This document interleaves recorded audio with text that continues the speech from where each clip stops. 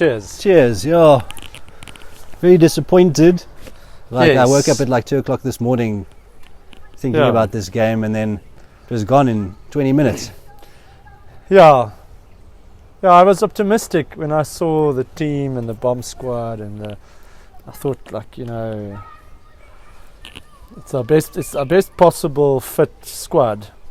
I like the selection and stuff. I was felt a bit like Kane Moody and Kurtley Arendse were a bit unlucky not to be form, in there somewhere. Yeah. But obviously with a 6-2 split, they never would have been, unless one of them started, or both. Yeah, and when Mark Keohane talks about how amazing we are and our amazing depth and that sort of thing, then you know we're going to lose. Yeah. Because then we just, let's start at the beginning. Is they just played extremely well. The All Blacks played extremely well there in the beginning, and we made a couple of mistakes, gave away penalties there in the first 20 minutes. Yeah, they came out really, really quickly. I thought the ball protection was extremely good. They clean out so far past the ruck that there's no chance for anyone to steal the ball. And the ball protection was so aggressive, and it was you could see it so clearly after we got the ball for 3 phases and they stole it, where our ball protection just wasn't on that same level. Our intensity just wasn't on the same level as theirs. Yeah. And they completely dominated the first 20 minutes and scored the 2 tries. Their forwards had a lot of grunt. Yeah. Forwards, especially Shannon Frizzell. He had an amazing first 20 minutes or whatever. Yeah. And his try was amazing. He got a quite an important turnover. Yes. We were talking about our 3 phases. I think that was him. Yeah, he got the turnover there. Yeah. And Will Jordan in the back. Yes, no, he is just something else. Yeah. I think he made Frizzell's first try actually. Yeah. He took a nice gap, and then he made a pretty good pass to Shannon, and then his try as well. Yeah. I mean, it wasn't even a missed tackle. Willie tackled him, and he put the ball on the ground, and then there was a gap for him. I think Galenda didn't. But we just didn't get a ball or a break, or just couldn't get any momentum. But missed tackles as well. Too many missed tackles. I think Bongi missed like 3 in the first 5 minutes or 10 minutes. Yeah, that's the one thing. When I did the preview, I said I'm surprised that Bongi started, because he was the weak link for me the previous week. Yeah. And I think it might have been better if Marx started the game and even maybe played like 70 minutes or something, just to give Bongi some time to regain form, because he's not on the best form. Yeah. Maybe even Dion Fourie could even play at hooker as well if you really need to, and just to give him time to regain his form. I think he's a quality player, but guys have dips in form all the time, it happens. Yeah. And the coaches just need to show confidence in them to regain that form. But a few guys looked a bit sluggish. Luet wasn't at the races. Turnover, like not securing the ball. Like he goes into the tackle, but then when he goes down, he doesn't hold the ball.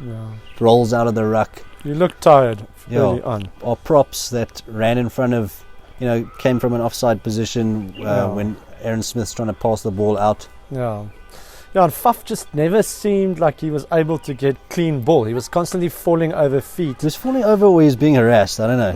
Yeah. I think it was clever play. It's always going to be like that with the All Blacks. They sort of work things out, and they sort of play on that fringe of what is legal and what's illegal. Yeah.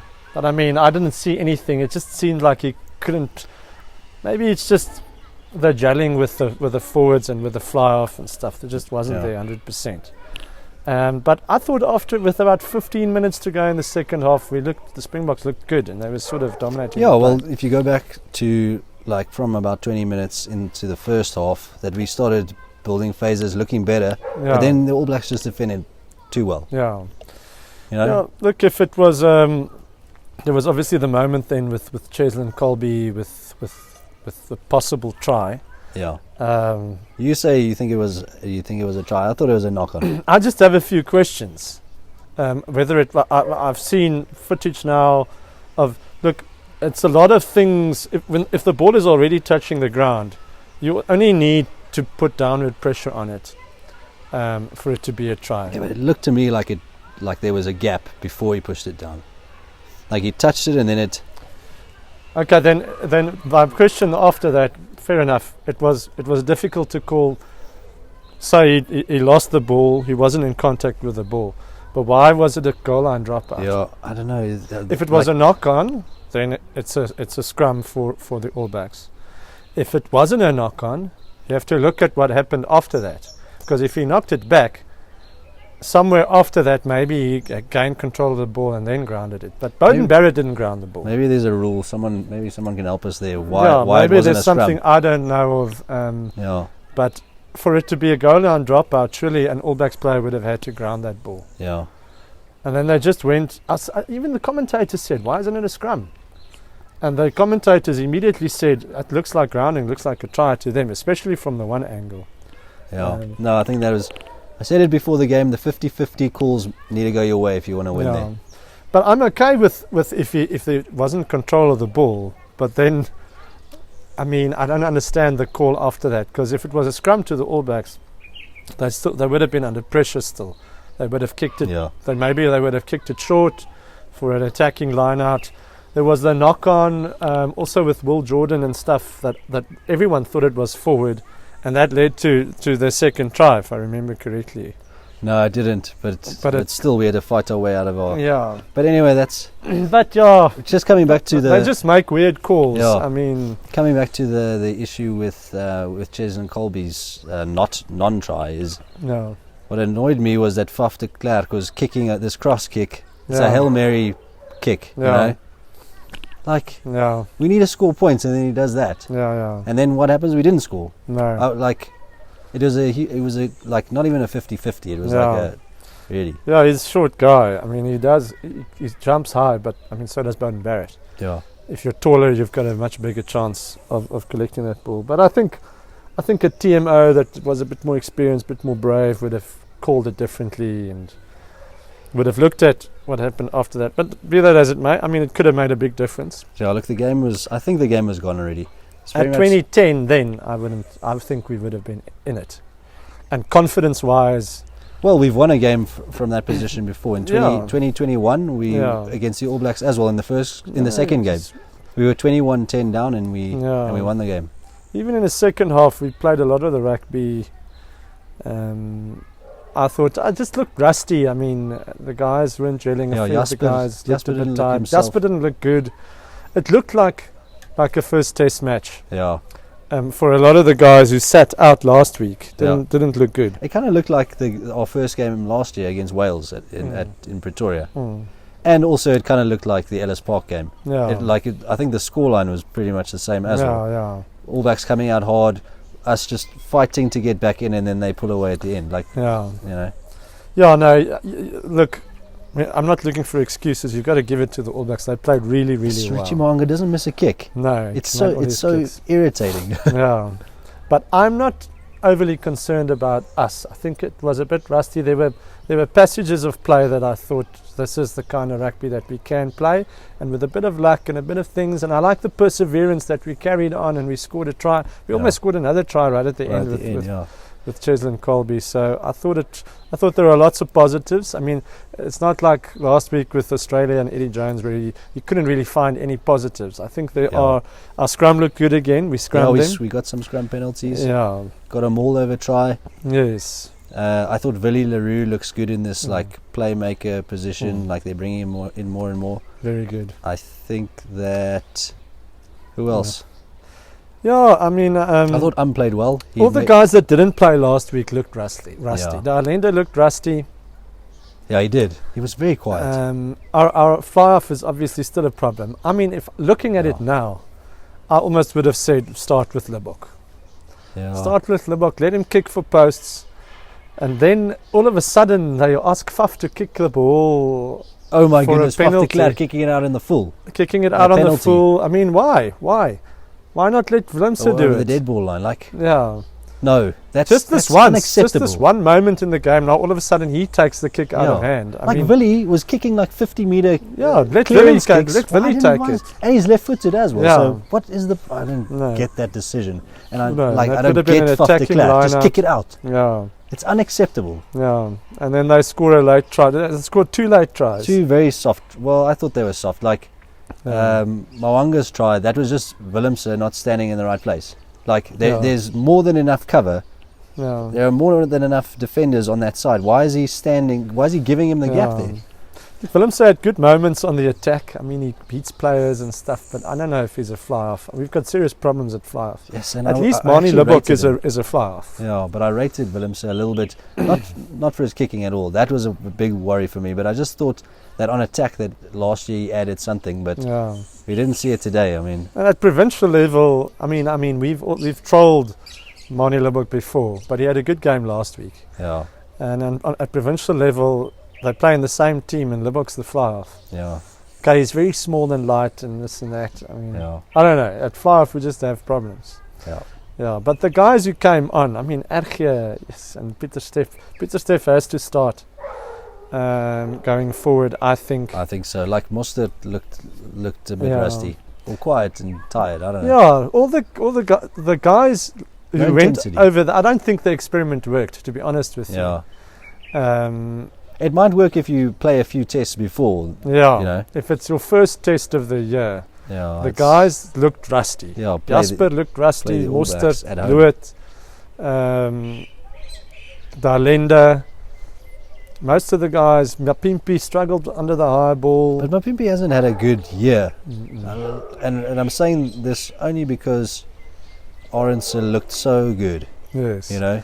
And he looks so good for the Bulls. You can't leave those guys out. Moody and Arendse, you can't just leave them out completely. I don't know what to do. I would start Moody just because he played so well. Then I would put Colby in the bomb squad as cover for scrum half as well. Then you can bring in a different. Yeah, Colby looked great. He scored a great try, created by Willie again. I don't know what we'll do without Willie. But he's marked. That's the thing. So if he comes on like as an impact thing, it might help him. Listen to this for a crazy idea. Bring in Kurt Lee at fullback, Kanan Moody at right wing, and if Colby's going to kick and Faf, then put Willie at 10. At 10 anyway. Yeah. Put Willie in at fly-off. Yeah. Yeah, but against the All Blacks? Against anyone. He plays half the game there in any case. Anyhow. But I do like having 2 playmakers in the back line. Yeah, I suppose it gives you more, yeah. But I mean, then you've got Moody and Willemse and Colby on the field. Yeah. It's your best players. And Willie. The All Blacks would do it. They would be like, all these, if they have like, if they have like 6 backline players that are the same position, but they're all amazing for their franchises, they'll pick them all. That's one of the things I've always said is find a place for your best players. I know it's Springbok Rugby and specialist positions and stuff, but yes, you can't not play Kurtley Arendse. Yeah. He has to play somewhere. And Andre the Giant had such a good game last week. Andre the Giant. Andre Easterhuizen. Oh, yes. Yeah. Easterhuizen. Same thing. But anyway, Damien's a good player. They looked rusty. They looked rusty. And in that 20 minutes when we were very rusty, they won the game there, like you said. They won it, yeah. I mean, we came back. Forget about the consolation tries at the end. Forget about possible try by Colby. They were the better team. And they defended, that's the thing. They defended that extreme lead so well. Like they were like, you're not getting any points, I saw enough from the 23 players to make me think that we can beat pretty much anyone. Really? Yes. Look, it's a tough place, to go win. Dude, we dominated a large chunk of the play. They haven't lost there since 1994. No. No. No, we made enough of the play. It wasn't just one-sided. Yeah. Yeah. I think the scoreline is a bit.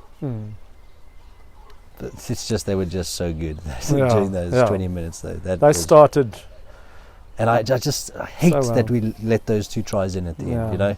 Yeah. Because we were playing well. No, we were. It was silliness. Close. I think someone went off their feet, like Peter Step or something, went off their feet at the breakdown. Yeah.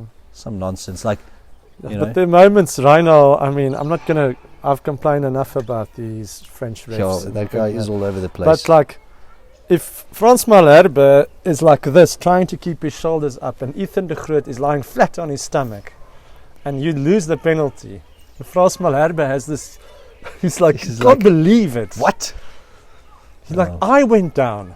He never went down. Yeah. His shoulders were pointing down because the guy lying flat on his stomach is pulling him down. And the comment, Yanni Shamangi is a front row player. There were a couple of penalties where he said no. And then there's an advantage, and he never calls advantage over. Yeah. And they get the ball from cleaning out the scrum half, who has his hands on the ball in the ruck. I don't understand. Some of the decisions... You're not allowed to play the scrum half, and he says play on, and he completely forgets about the advantage. I mean, these things at the top level, Springboks All Black games, really shouldn't happen. Yeah, I want to lose. Do you think we would have lost? I think we would have lost anyway, but like I want to lose completely. Like I want it to be. Look, we must remember this is the same guy last year who cost Australia a victory against the All Blacks. Definitely. I mean, the commentators were like, he's not scared to make bold decisions. No, but those decisions must be based on like the law. And same thing. There was a line out that he gave against the All Blacks where their box was also like. We did not see. How did he get that short? He gave no one knows. He just makes it up. I thought we were going to get blown against us because he was like move over, and then they got a that guy just makes it up as he goes along. Yeah, he's just like, I just feel like giving this call. Yeah, especially like at the breakdown, like we were I think Skulk said it afterwards. Yeah, is like it's a just complete mess. You know. Yeah, like he doesn't know how to. Like just give it a little bit of structure. Like Faf has his hands on the ball. There's a rule that says you're not allowed to play the scrum half behind the ruck. Yeah. And he just gets cleaned out. So was he saying that the ball was out? No, he didn't say anything. He was just like, I don't know. Yeah, I don't know. Just play on. I don't know what is going on. Just play on. Yeah. but this was a good way for us to see where we actually are. I think that we need to get a kick. We need Andre Pollard to be fit. We need to be able to kick. And I think that we need to play our best players, like you were saying. Yeah. I think the All Blacks are definitely a proper threat. That I think everyone's underestimating them, and they could just win the World Cup. They've fixed the silly mistakes from last year. Yeah. They look like a proper team. Last year they were still like, we don't really know how you want us to play. They didn't have so much grunt in front either. And it doesn't look, they're settled. They look settled. They look exactly, the plan is clear. They play for each other. There's good continuity. There's belief. There's confidence. There's a great pack. Yeah. There's an insane goal kicker. Yeah. They've got these wings that are, they've got Will Jordan, who's very on form. Like he scores when he touches the ball. I think last year, this time, Foster still wasn't exactly sure who his team was. And he's stuck with De Groot and Lomax and with a bunch of other guys, and they settled, and they're going to be a proper threat. Yeah, and I think the French probably don't see them as a threat. No, in the pool. Yeah, they could win that game. I mean, it's the All Blacks. Yeah, it just it worries me because they have been our bogey team for like forever, obviously, but especially like the last 5 years when we like felt like we were actually a good team.